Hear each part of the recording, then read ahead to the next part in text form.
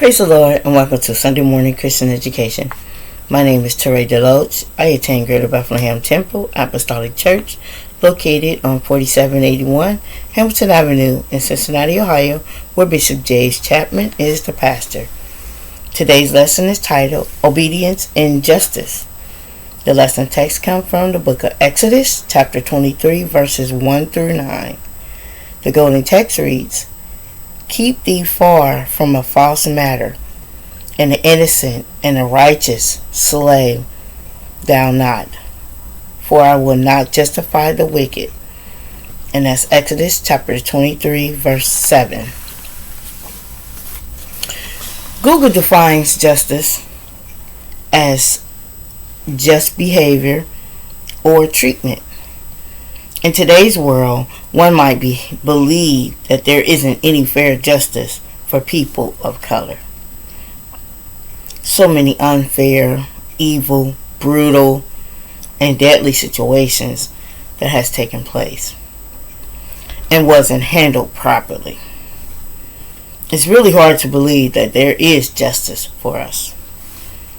The legal system is supposed to be equal justice for all, but we see that it's not so. In the lesson, it states, in order for the people of Israel to officially become a nation, they needed a constitution. To that end, the Lord gave Israel the Mosaic Law, which served as their constitution.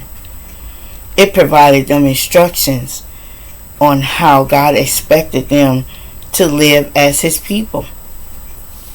The law had three major divisions: the 10 Commandments, the ceremonial laws, and the civil laws. The lesson also says, while Israel had laws that provided justice for all, the people were responsible to the Lord for seeing that justice was properly administered. The Lord expected them to always conduct their affairs with consideration for the rights of all people.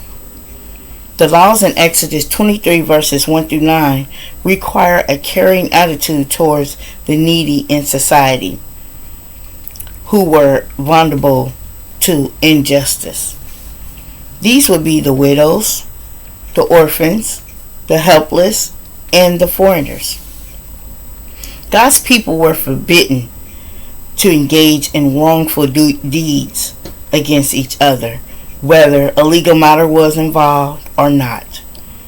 An Israelite was never to bear false witness against a countryman. That is, they had to be honest and give a straightforward answer whenever they were asked to share knowledge of the truth. Like in court, when you're under oath,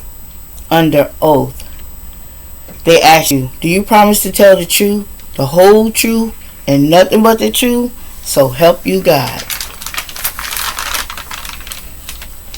God's people are expected to always act with integrity. God also forbade the Israelites to participate in any evil plot to indict the innocent.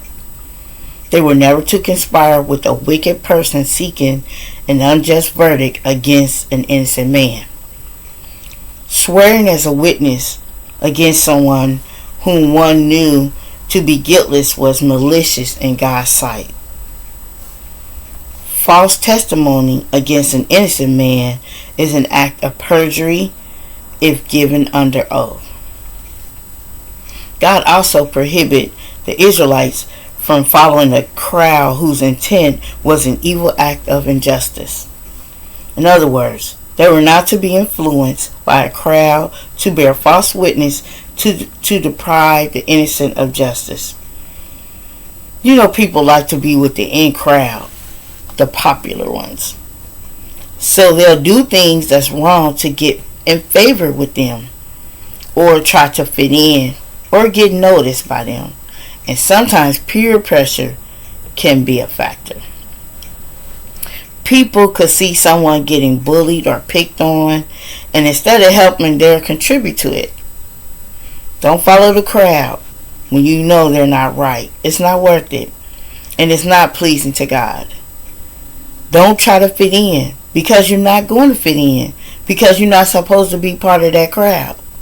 So you're not going to fit in. It takes courage to do the right thing, even though you want to be part of them. You have to be an example and do what's right and represent God the right way.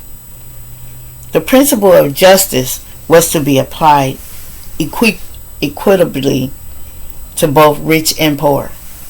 The wealthy and powerful were to be neither favored nor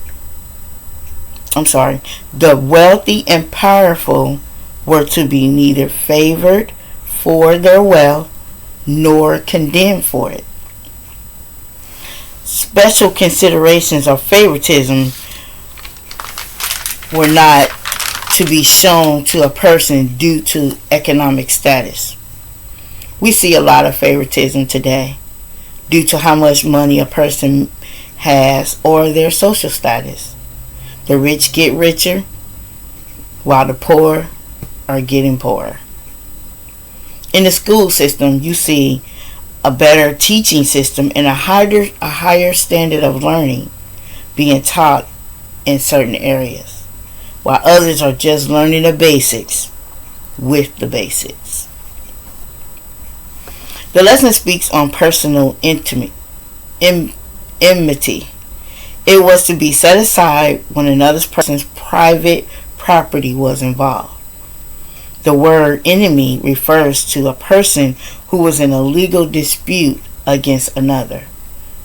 The Lord's justice demands that he be treated like any other neighbor.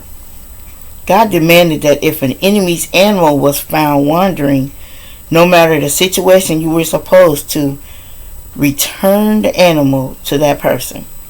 The controversy between owners should not be inflicted on helpless livestock.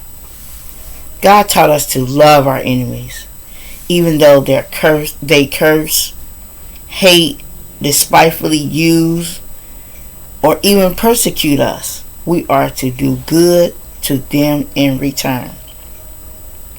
Even though in today's world, with all the wrongdoings and evil that's going on, we must remember that we must do what is right. We are to represent Jesus. We have to stay in prayer and continue to ask him for strength and wisdom. Yes, we'll be frustrated at times, but remember, God is still in charge and in control. He knows all and sees all. He is always present. You can count on him. Do right so you can lead others into doing what's right. Be an example for Christ and represent him well. Now, an election time is coming up. If you're old enough, please vote. I hope I have put something on your mind. Until next time, God bless.